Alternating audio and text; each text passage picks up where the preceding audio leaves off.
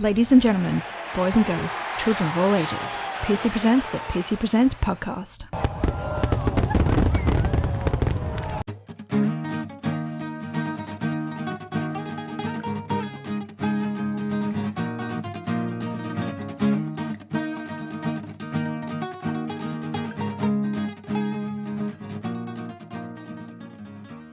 Hey, Pearcey here from the Pearcey Presents podcast. Thanks so much for coming back and having a listen to this wonderful episode with the wonderful, the talented, the extremely funny, and a mate of mine, Mr. Dilruk Jayasinha. You may have seen, if you're watching the Logies or you haven't been living under a rock over the past week, Dilruk won Best New Talent, the Graham Kennedy Award. So it was great to see the former big man, now very slim man Dilruk, come out with a Logie Award for some great shows that he's been on. So he's on Have You Been Paying Attention and Utopia. He's also been on some stand-up specials. So you may have seen Dill on the Channel 2 or formerly Channel 10 All-Star Comedy Stand-Up or the Comedy Galas. He's a tremendous comedian. So that's his first and foremost trade is comedy. Former accountant, we get into that into some detail on the episode. So with this episode, it's a bit different to Dilruk's normal podcast rounds. He's normally on more comedy-based podcasts. Obviously, with the Pearcey Presents podcast, it's very fluid, so it can go in many different ways. We really do try and get to see the people behind the public persona, or the persona that's put out there in the media. So we cover off some really interesting topics: his time in Sri Lanka, his family in some great detail, his former and current love of wrestling, such as myself. His last question that I ask him is his favourite comedian. I give him two options in the You Have to Choose segment. Unfortunately, the reason why it's taken me so long to get this episode out is, unfortunately, we recorded this episode in the city a few months ago, but the recording ended for some unknown reason. So I think it may have been batteries, and I have not let that happen since, and I am absolutely shattered. He's extremely busy, thus the reason why we didn't get a chance to finish up the recording. So we get a really good 45 minutes out of Dills. Please, as I said last few weeks, please tweet them. Please shoot them a message on Facebook, comment, follow them, of course. Follow their Instagram, Twitter, and Facebook. And Dill's details, he's on Facebook at Dilruk J Comedian. On Twitter, he's Dilruk J. And Instagram, he's Dilruk J. And the spelling of his name, so you might want to do a bit of a Google search or search for him, and his full name is Dilruk. And then Jayasinha is Jayasinha. So his Facebook is Dilruk J Comedian, all one word, and his Twitter and Instagram is Dilruk J. Dilrukj. So sit back, relax, and enjoy this tremendous chat with the bad guy, the slim guy, the funny guy, Mr. Dilruk Jayasinha. Take it away, Pearcey.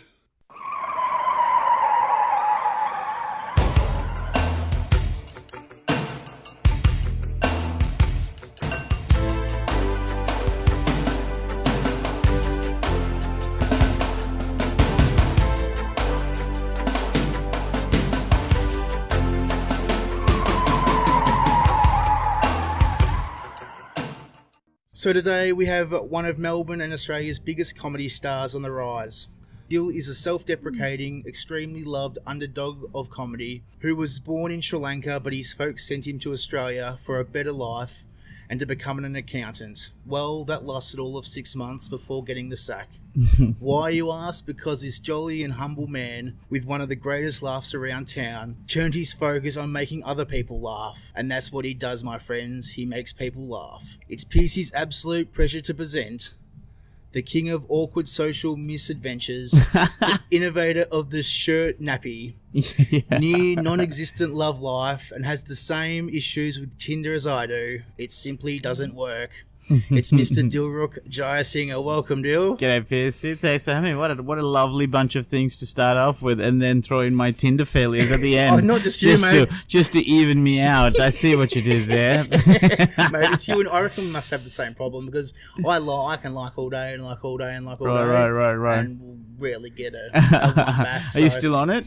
I'm I've got it on my phone. Yeah. I haven't used it in a while. Just with now we're recording this in Jan and the comedy festivals all start. I start in Perth in Feb, and I've just been working on all the new material and stuff like that. So I've really not found the jolliness that needed to be playing around on Tinder. You know what I mean? I'm just too focused on all that. So you'll get a show out of that in a couple of years, possibly? No, hopefully not. I feel like if you get a show out of it, means that something bad happened. You know what I mean? Like, it's like I'd rather have it, that's part of my life, be kind of, normal.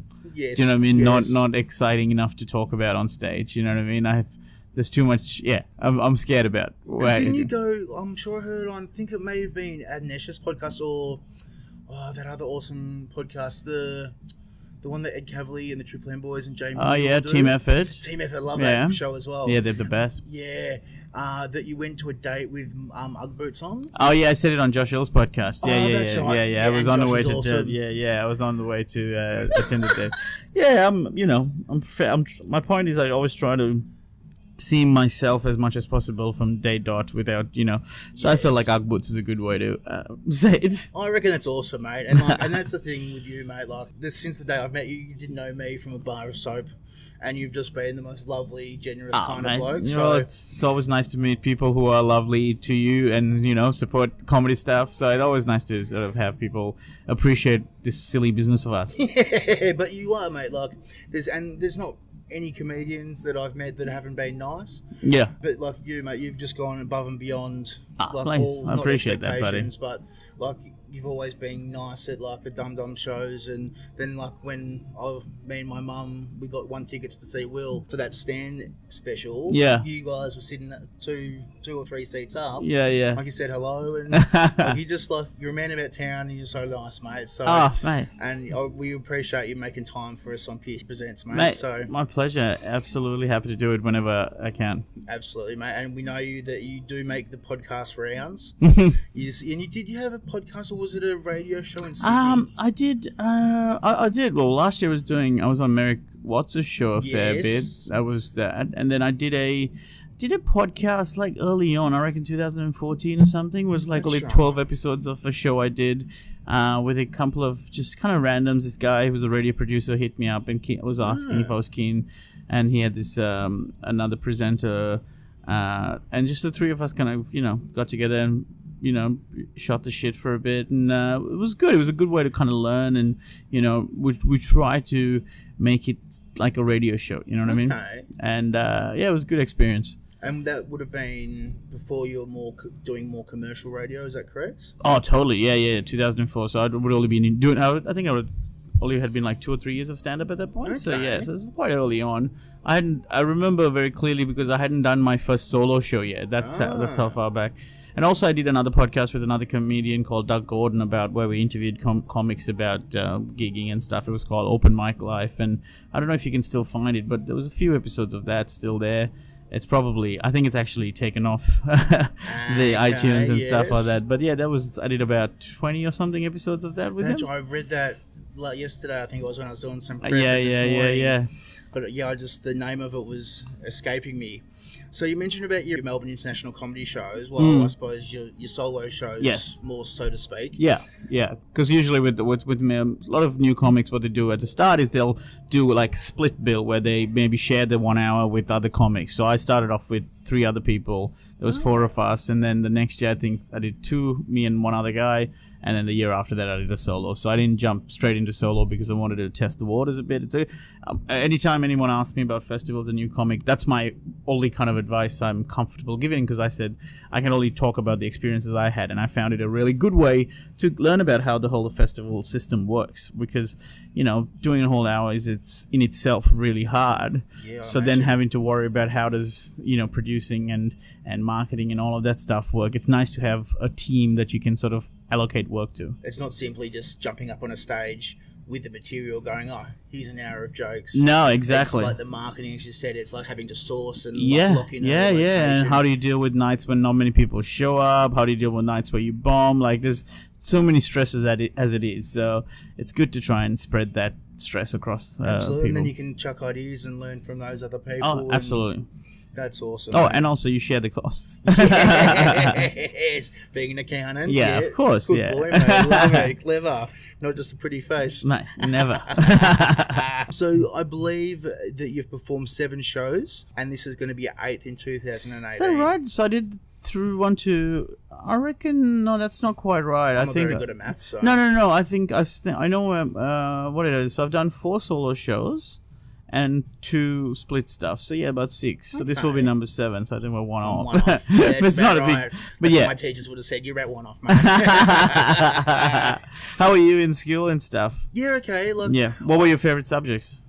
well, as funny as this is going to sound, sport. All right. I was more sporty. I was always big, but Yeah. I love sport. Yeah. What were the sports you played? I love footy, so I'm like you. Yeah. I love Collingwood footy, man, though cricket, you are. Yeah. absolutely, I'm a mate. Hawthorn man. So Oh, yes, interview's I've got over. some- I'm out of here.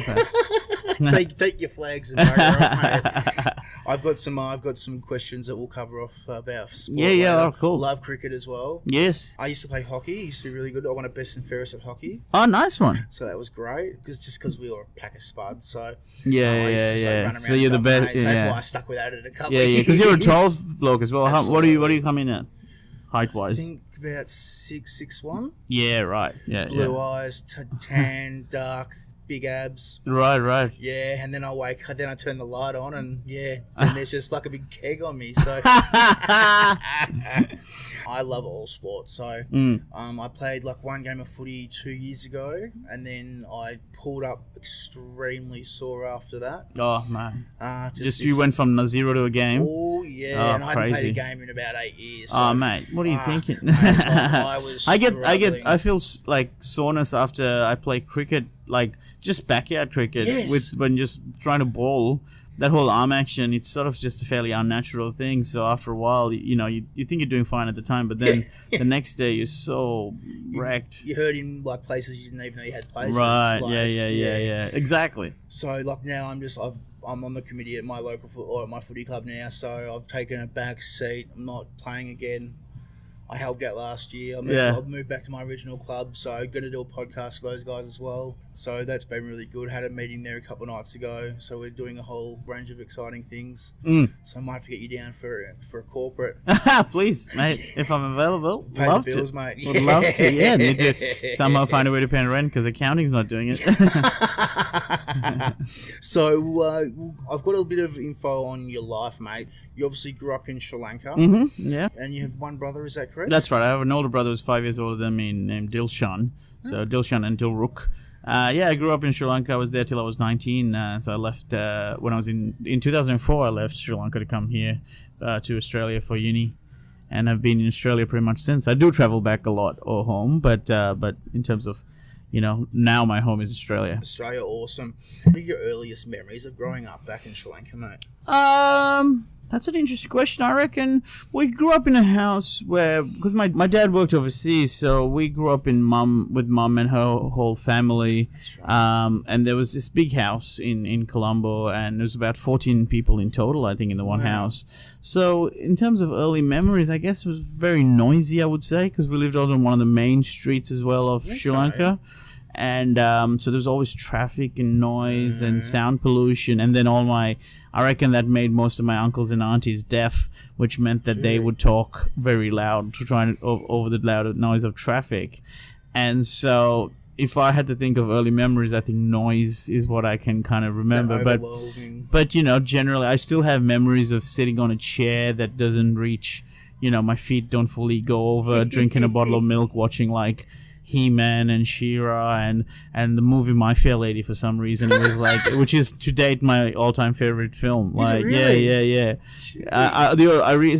decided to call it my all-time favorite because it has always been in my top 5 since I was a kid. So everything else has come in and out, but that one has stayed. So I'm like, constant. well, that's got to be the favorite one then. Hey, That's right. If it's been there. if it's been there since I was 3, 4, So those, I guess, would be some of the more earlier memories. That's fantastic. Do you reckon? Because I know I'm not as much as a comedy nerd as yourself. Right. I love all comedy. Yeah. And I believe not all comedians, but certainly a lot of comedians come from like big families, and like I'm an only child, so Right. there was not really much competition around the dinner table to try and get my voice heard. Yes. I believe or a lot of comedians like the younger child or the middle child that their voice has to be heard, so they're gonna fight more. Do you reckon that's I wonder. true to a degree? I think I think if you can pick a position and maybe find enough evidence to kind of back any which way, but generally there seems to be a trend where there are a fair few comics who are second children. But I think, like Will Anderson, I believe, is the oldest, for example, I think. So, yes. And, so there's never necessarily an absolute rule like that, but they do talk about maybe overall what makes a comedian is like a distant father and an overbearing mother. So you have the overbearing mother telling you that you're great and you can achieve anything and you're the best, and then you have a dad who's not giving attention, so you try and get his attention by being funny and entertaining. That's a very good point. But as you said, you can make an argument for any which way. But right. Yeah, you're exactly right. Yeah, mate. exactly. Yeah, it could be either way. But I don't know if that's necessarily the truth. But it's just a fun way to look at life. Maybe there is a pattern. That's right, and that's the thing with life. You can look at it in so many different ways, and you can make judgments, and that's part of the joy of life, I suppose. Totally. So you've got the one brother. I've heard about the troubles that you had with your suit when you got married. You got married the last couple of years? Me? Yeah. No, he got got married. Yeah. He got married in 2015. Yeah, I did a whole story about that when I was, I think a couple of years ago in my show, but how I think it was over there in July or June or something in Sri Lanka, and we got my suit done for this wedding that was going to be in October. And I went for the measurements there on a Monday, I think it was, or a Tuesday. And then I went on the Friday for like a fit on just to sort of see if there's any last minute adjustments. And apparently I'd put on weight between Monday and Friday because when I go to Sri Lanka I eat heaps, right? Heaps. Of course, Mum's cooking, yeah. Mum's cooking, takeaway. It's like 5 meals a day, I reckon I rack in. So I chucked on so much weight between Monday and Friday that his measurements were all off, and he just cracked the shits, and the tailor cracked the shits. And then so I came back and I had this real kind of purpose to try and lose weight, and I lost a fair bit. You did, yeah. And I went back and pissed him off again because all the measurements were now too loose, right? But then it was still nice to be able to fit into the suit that, Absolutely, yeah. Swings and roundabouts, yeah. man. Yeah, it was fun. It was cool. So you guys have a really good relationship? Me and my brother? Yeah. Yeah, absolutely. I would reckon he's absolutely my best friend. And awesome. yeah, we've been very tight even though 5 years is a fairly long, generally a sort of a wider gap, we've been pretty close, and he's my confidant, and he's interestingly, I would say he's actually funnier than me. He just doesn't have the need to make everyone laugh. He's happy just making a few people laugh. And has he got a similar laugh to you? No, he hates my laugh. He finds it annoying, which is really annoying for me. Yeah. He's like, mate, you're supposed to be supportive, right? Especially if he's funny as well. You're probably pissing yourself laughing at him. Right, yeah. And he's like, what are you doing? Stop laughing. Yeah. And is he sporty like you? Like, what do you mean, like me? I'm the least sporty. I mean, do I love? I enjoy my sports. Yeah. I would say again more so. He's a fanatical Sri Lankan cricket fan, and very rare for him to miss a cricket match that Sri Lanka's playing. I, on the other hand, am sort of like a satellite supporter now because I don't get to see too much of Sri Lankan cricket, I try and watch as much as I can. Like if the Ashes are on and stuff, I'll have in the background. But I couldn't necessarily tell you who the full Australian teams are, and who did well. Like I know enough at this point, but as a kid, we're talking every single match, Same. Obsessed. No certain stats, records, and stuff like that. It's we're mad. Like my dad was a big sportsman. He played 3 different sports at school at the top level. He played rugby, cricket, and he did athletics as well. Gee. And he put me and my brother into the same school because they have a good background for sports, and my brother and I didn't do any. I joined the Scrabble club and the drama club.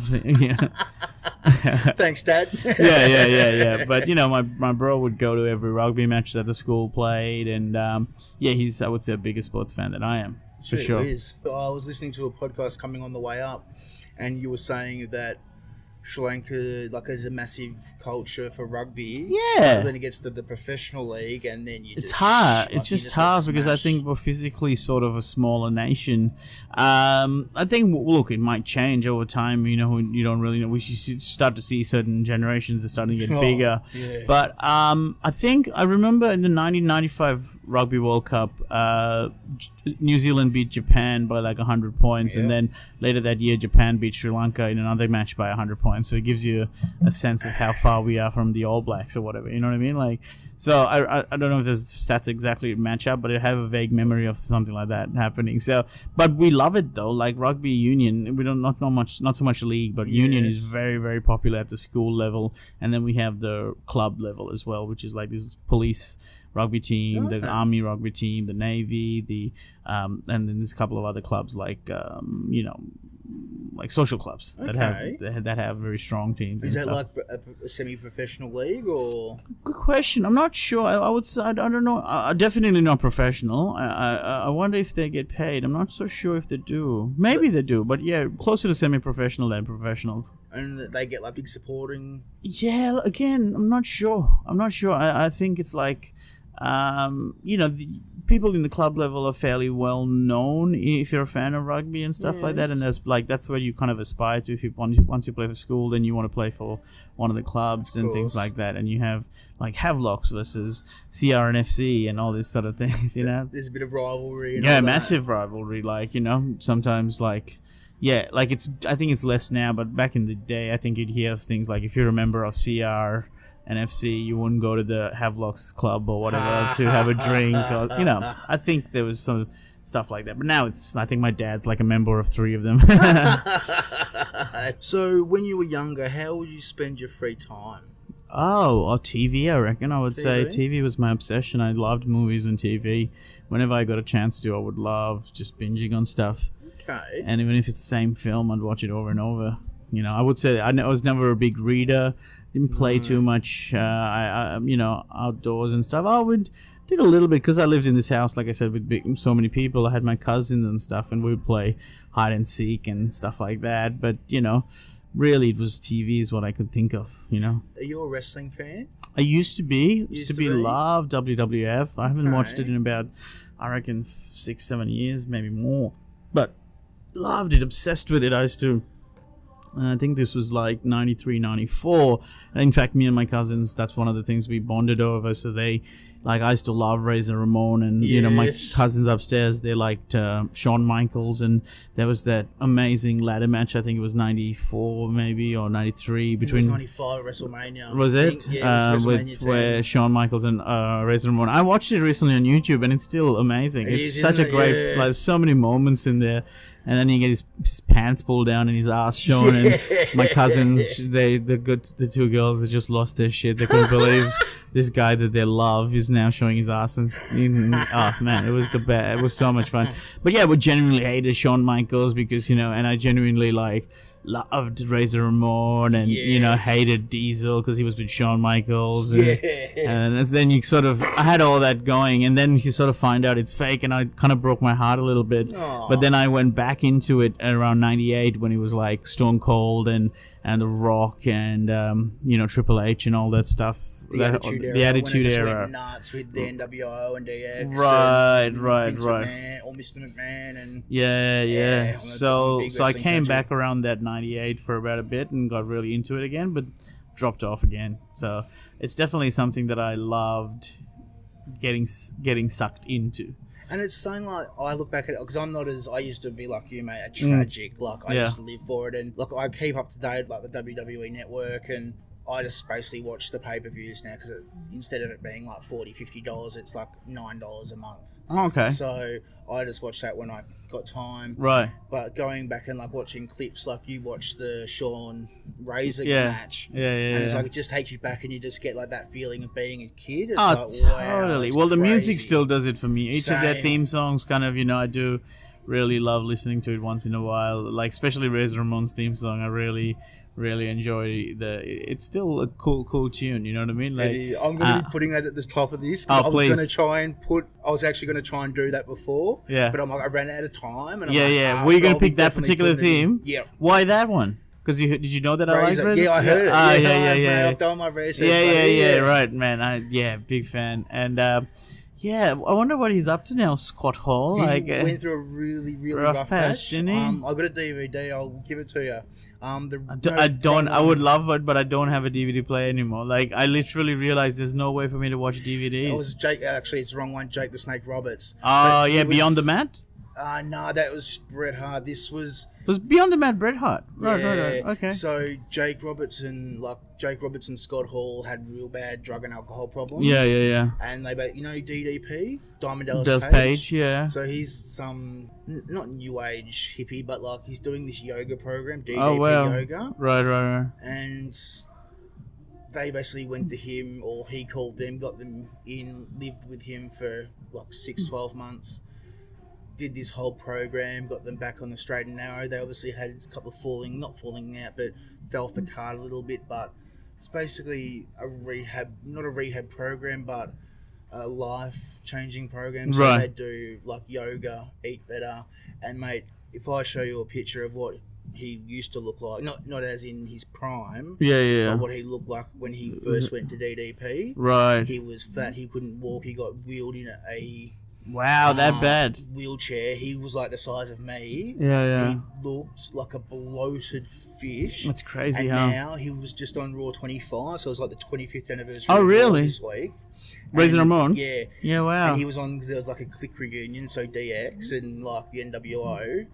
And he came out and like, mate, you wouldn't recognise him. He didn't look ripped, obviously, but he looked like a new man. All right, looks good. Oh, well, it's a happy ending at this point. That's absolutely. Good. But a lot of those guys don't really have that sort of life after the ring, is it? Like, Rock is probably one who's successful. And Batista, Batista, of course. Yeah. And now it's, I guess... Triple H has married the boss's daughter.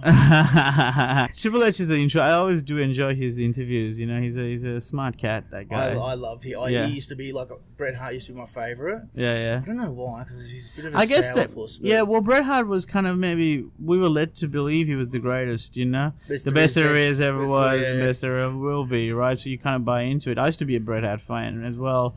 And but in terms of, like, there were cooler people to actually... to watch even around that time, but for some reason we kind of... And he did pretty much similar matches, like, most of the time. Or similar spots. And it's like, well... And I know there's a process and philosophy around it. Is there? Fuck, I don't know. I honestly can't remember why I loved him. Yeah, but that's what I think back. Thinking back, I'm like, why? Like, was it because I wanted like those sunglasses? I don't know. The sunglasses were a cool moment, right? He'd give every kid in the crowd the sunglasses, and then Owen Hart would crack it in front of them. Yeah. He was awesome. That's funny. Yeah. Yeah, but they're all like, Owen Hart's dead, Macho Man's dead. Yeah. What's his name? Oh, it's so depressing. There's so many. Just looking back, even just last year, I think there was like 15 or 16 of them. What? Like Mr. Perfect's dead.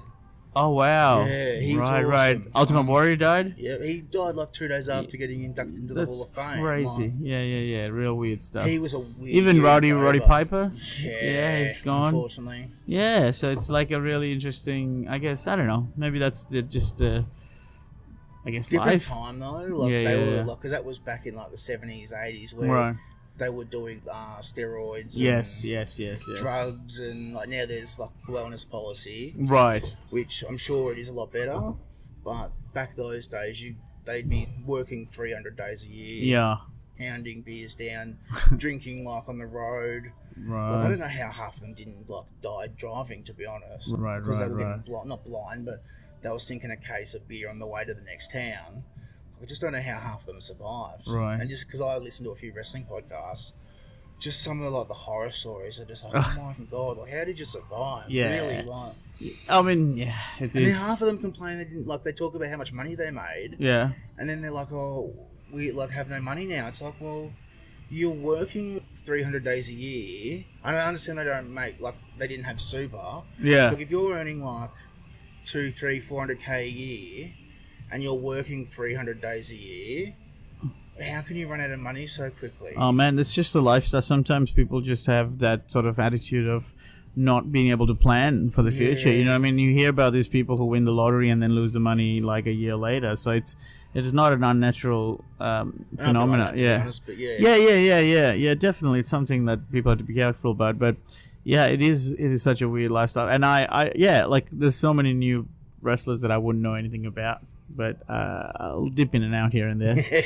I'll keep you up to date if anything happens, man. So we'll move on from the wrestling. Growing up, did you have any ambitions on travelling or moving out of Sri Lanka or away from Sri Lanka? Oh man, I can't really remember having specifics. I just remember once I kind of started my secondary, or high school sort of VC equivalent, you sort of look to going, oh, maybe I'll do university overseas. I think my brother had gone at that point as well. He went to Europe to study, and so I think I started looking at things like that. But really, I can't really remember having that kind of aspiration as such. Maybe, I don't know. I don't know. I think I wanted to go to Disneyland. Maybe that's probably the kind of thing I guess I can remember definitely wanting to see. Which I haven't. I've only been to the Euro Disney one in Paris, but I haven't been to any of the other Disney worlds. I swear you're a brother from another mother, man. Because what you've said, I always wanted to go to Disneyland. I haven't been. It's very eerie, wrestling. Yeah. Totally. Man, it's Disneyland's. It's not going to disappoint. Trust me.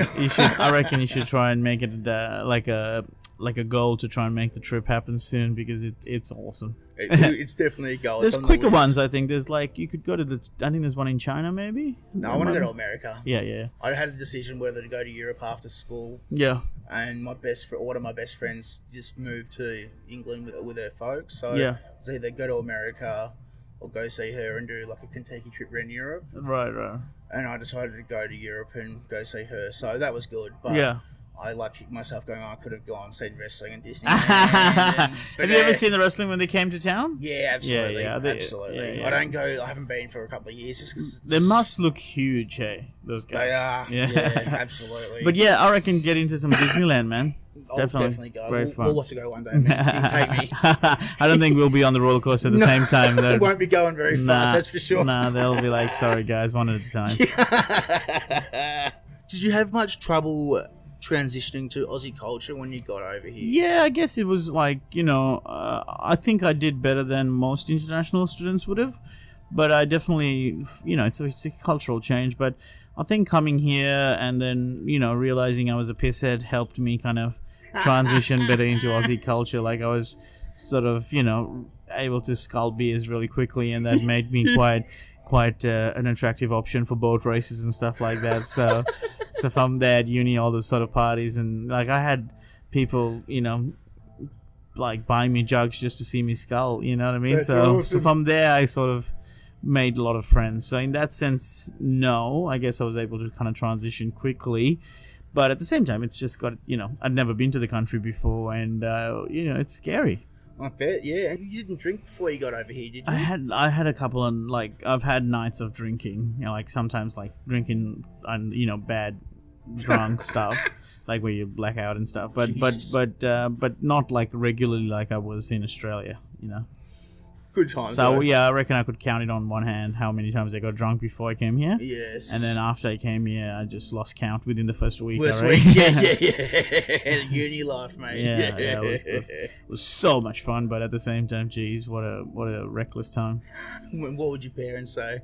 Let's not talk about it. Look, it all turned out all right. Exactly right. They must be proud of you. Yeah. How would your parents describe you?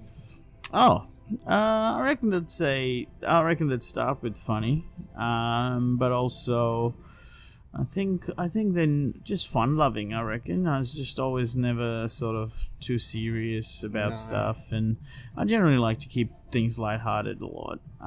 That's probably where they'd sort of hover around that area. Caring? Yeah. Was they? I was thinking they'd throw me intelligence. That's for sure. Because Definitely. I was definitely someone who studied really hard, and while I was in Sri Lanka, not when I came to Australia, but they would. Studious, I guess, would be more appropriate than intelligent. Necessarily, intelligence can come in different ways, but in terms of studying, I think they were very sort of proud of how good I was at getting good grades. So yeah, I guess that would come in as well. Caring, yeah, possibly. I think as any parent would not like to think their kid as someone who's not caring, but in that sense. But I'm not sure if that's necessarily something that would come up at the top. Okay. And they must be extremely proud of your career. Mate, they are. Especially, they came over to Australia in November last year, 2017, and they were here for 3 weeks, and it was real, thrill for them to see, me performing at a different level to what they had seen 5 years before that when they were here, when I was at an open mic in front of like 10 people, and, then I was in front of the Comics Lounge in front of 400 people, and I was headlining, it was a real buzz for them, and your head popping up on every second ad right, on the TV, right. It was pretty cool, like to the come radio and coming home to find mum keeping it on Channel 10 just in case there's an ad of me. Yes, awesome, it's really cool. It was awesome, and they were absolutely chuffed, and I'm glad I got that holiday with them because. It meant a lot to me that they got to see it work. Even if it all goes to shit from here, it's nice that I had that moment at least. Yeah, it's something you can share for the rest of your life. Always will have that, you know what I mean? And that's a memory that's ingrained. Absolutely, mate. Yeah, I can't see it going tits up, but... Mate, yeah, but you never know how life is sometimes, you know what I mean? That's exactly right. Yeah, I was speaking to Peter Hitchener the other day, and he's like, this is his 45th year in TV or media.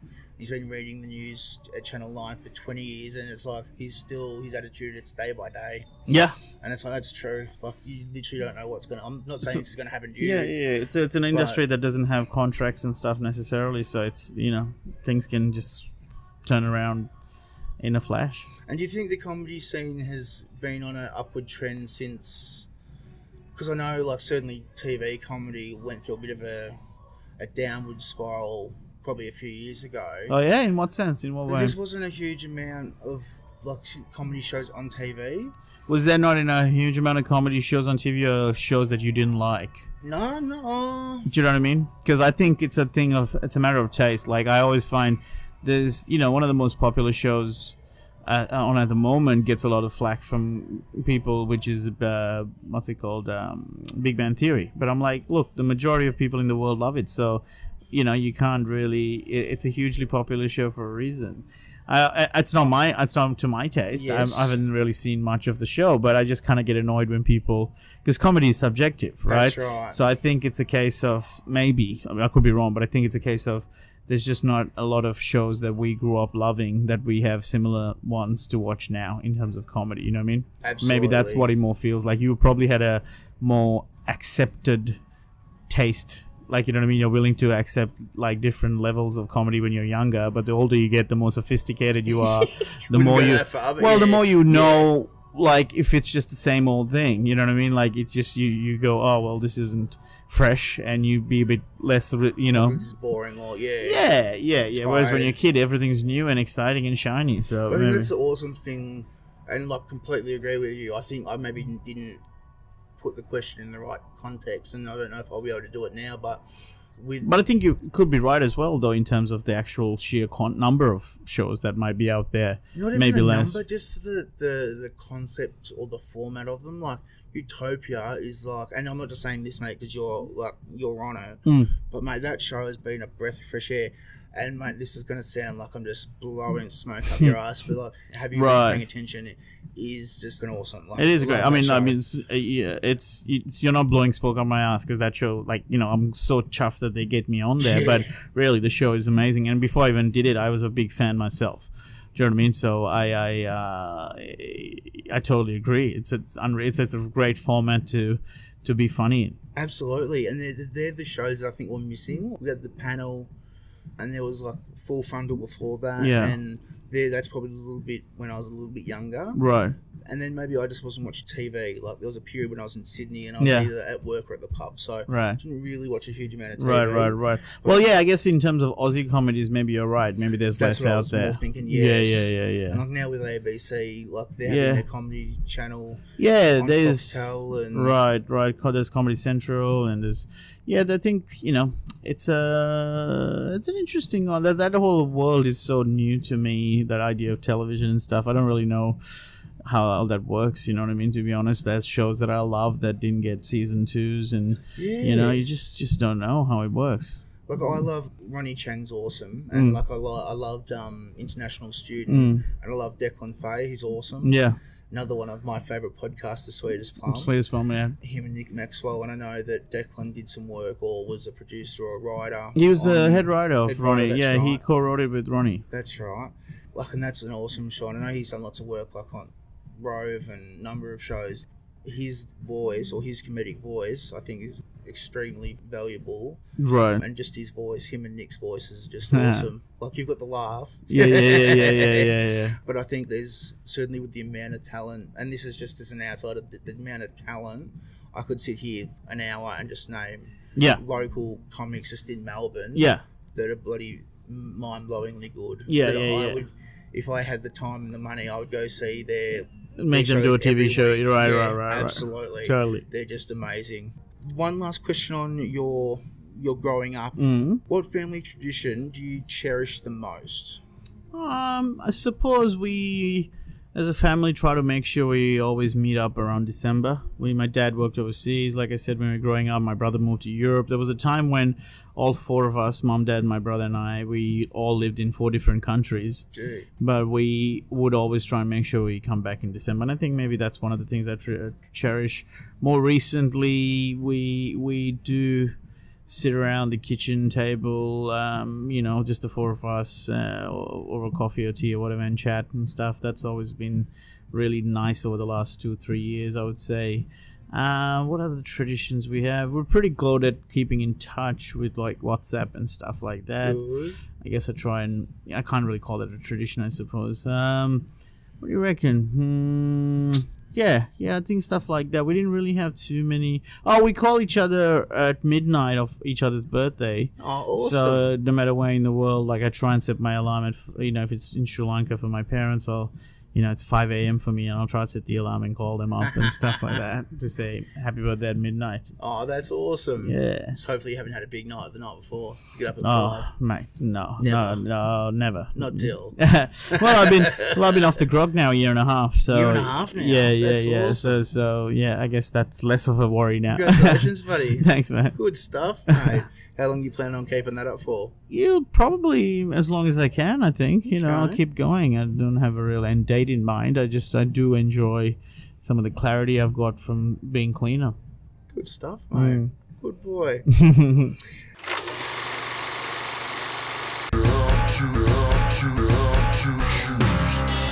Now we've moved on to you have to choose. So now, Dill, I'm going to give you a couple of options, either 2 or 3. And you have to ideally just pick one. Okay, this might be difficult. All right, let's give it a go. Okay, so Kevin Nash or Scott Hall? Oh, Scott Hall, easy. Scott Hall, easy. NWO or DX? See, I don't know enough about it, but I guess I'll have to lean towards NWO because I don't... You can suck it, mate. Collingwood or Essendon? Sorry, mate, Essendon. I'm sorry, don't look at me like that. I like the colours better. Black and red is better than black and white. Have a good afternoon. I chose drug cheats over actual drug users. White chocolate or dark chocolate? White chocolate, actually. Yeah, same. Yeah. Eddie Murphy or Will Anderson? Oh, that's a tough one because Eddie Murphy was kind of like the first stand-up I saw that got me into stand-up comedy. Have opened for Will Anderson recently. Yes, I did. And I love Will Anderson. Yeah. Well, it was one of my favorite stories from stand-up is about when I was it's 2012, and I think I'd been doing comedy a year and a half at that point, and maybe 2 years, I think. And he always just mainly does the comedy festival, And then he was going to be doing a run of shows in North Melbourne at the Comics Lounge in November, and I was so excited, and I bought a ticket to see the last show of the run. And turns out on my voicemail there was a message from his management asking me to open for him. So it was kind of cool that this show that I paid money to see, I ended up being on the show and getting paid in return. Yeah, that was quite early on. So that was pretty rad, and still one of my favorite things to happen to me in comedy. Absolutely. So yeah, I don't know. I guess it's hard to pick. You know, I won't make you pick because I love Will Anderson. And Yeah. I know Eddie Murphy was a bit of a growth because you had Steve, but he's there's here more is- likelihood that this will get back to Will than into Eddie Murphy. So I'll say Will. And now he's in Melbourne. It's Yeah, easy yeah, for yeah. him to find you, Yeah, even yeah. with his bung hip and stuff. Yeah, Poor exactly. bloke. Santo Chilaro, Rob Stitch, or Tommy Gleisner. Again, what are you doing? You're trying to get me like sacked from Yeah, I'm work? trying to get a role made. And have you been paying attention? You just. I can't. You can't throw because these things they're at me. crackers, aren't they? They're all great. I've worked with all of them in different sort of capacities because, you know, they're all. I mean, Utopia and Have You Been Paying Attention, both Working Dog Productions, and it's really quite phenomenal to see how they kind of handle different, like, so, you know, projects. I see I worked more with Tom Gleisner with Have You Been Paying Attention, but Utopia is more with Rob Stitch, and Santo is always there the whole time. It's really, yeah, it's a tough one to pick. They're comedy, not just comedy, but they're legends. Like, Oh, absolutely. Like The Castle is my favorite Aussie movie, and I'm Yes. not just saying that because I, you know, work with them. It really is my favorite Aussie movie. I think that's a lot of people's Aussie favourite Yeah. movie or just favourite movie. It's just it's timeless. Yeah. And it always gets a giggle. I need to watch it again. I should. I was pretty chuffed. I got to hang out with Stephen Curry last week. it We went to the tennis. tennis? I saw that on Instagram. And shit, this is a corker of a bloke. Is he? He's really fun and funny and just a lovely, lovely guy. That's awesome. So it's always nice to know the people you kind of admired from afar turned out to be nice people as well. How'd that hook up? Was that just through a sponsor or? It was through the Actors, which is the AFI Awards. Okay. And me and Susie Youssef hosted one of their functions, and it was kind of like a thank you for that. Oh, lovely. Yeah, it was Good awesome. stuff. It was And awesome. What game did you see? I saw Roger Federer versus Struff, German guy, Struff, round 4, I think it was. And man, the seats were unreal. It was like I sat as like literally as front as you can, but which I was apparently not meant to because that was the president's sort of invites only. But they just kind of let me sit there because that's no all one right, else. Yeah, well, no one else was sitting there. I'm like, I'm not taking anyone's spot. But anyway, I managed to see him You a big pretty up tennis close. fan? Not massive, not again very much like a satellite fan, but I know enough about it. Like I know tonight Chung is playing Federer, Yes. and I really want to see it. So I'll see games like that, you know. But Yeah. you know, I couldn't tell you who won Wimbledon last year. Do you know what I mean? I used to be massively into it. Do you remember Anna Kournikova? Oh, of course. I honestly went to the Australian Open every day for about 7 days to go to the ground pass because she was playing at that stage like singles, doubles, mixed doubles. Right. Just so I could try and get the towel from her. Well, this is the sort of She was thing gorgeous. I that will loved be her. brought up in court now. This recording at this. That was a friend of mine. Never happened, unfortunately. Just like I used to go to the cricket every day, not to get their towels. To get Glenn McGrath's jockstrap. Get his box, yeah. But I used to love it, but now it's just, it's just different, I think.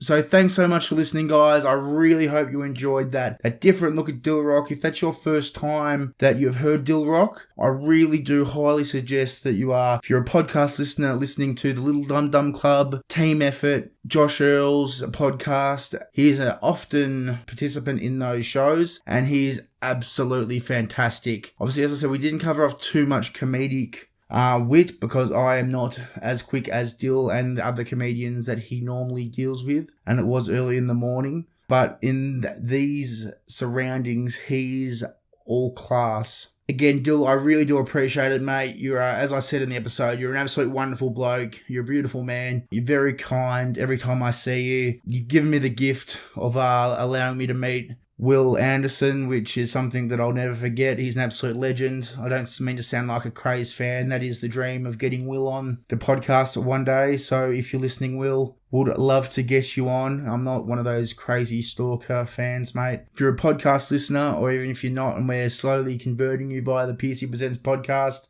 Give Will Anderson and Charlie Clausen's podcasts a listen. Two Guys, One Cup. That's an AFL footy podcast. Tofop and Fofop and Willosophy. Willosophy is a tremendous look, similar to this, but more about people's philosophies on life. And it's really, really interesting to learn more about people, again, similar vein to this in the media, people that have been well known, but obviously on a different tact. So Will is a first-class interviewer, a first-class performer, and Charlie Clausen, you may have known him for shows that he has ended, such as Blue Healers, McLeod's Daughters, and he didn't actually end up sinking Home and Away. He was Zach on Home and Away, got me back into it. Now he's left, it's very sad. But this is about Dilruk. So Dil is on Utopia, on Have You Been Paying Attention? And I'm sure with this Logie, he will be on much more coming up. Please check out his comedy festival shows. He's always at Melbourne International Comedy Festival. He's also doing gigs around town. So jump on his Instagram, Twitter and Facebook. And he always posts his show details there. So just a reminder, on Facebook, he's Dilruk J Comedian. On Twitter and Instagram, it's Dilruk J. So remember, always, if you can, give the show a 5-star review and a few words if you can. Also, tweet the guests, give them a message on Instagram or Facebook, just saying you heard them on the Pearcey Presents podcast, just to thank them for their time and if you enjoyed it. And also, I'm always looking for feedback. This was a bit of a different format that we went back to originally. As I said, we recorded a few months ago. So, again, I hope you enjoyed the Pearcey Presents podcast. Some absolutely awesome guests coming up in the next few weeks that I am excited to bring to you. So again, thanks so much for listening. This has been Pearcey of the Pearcey Presents podcast.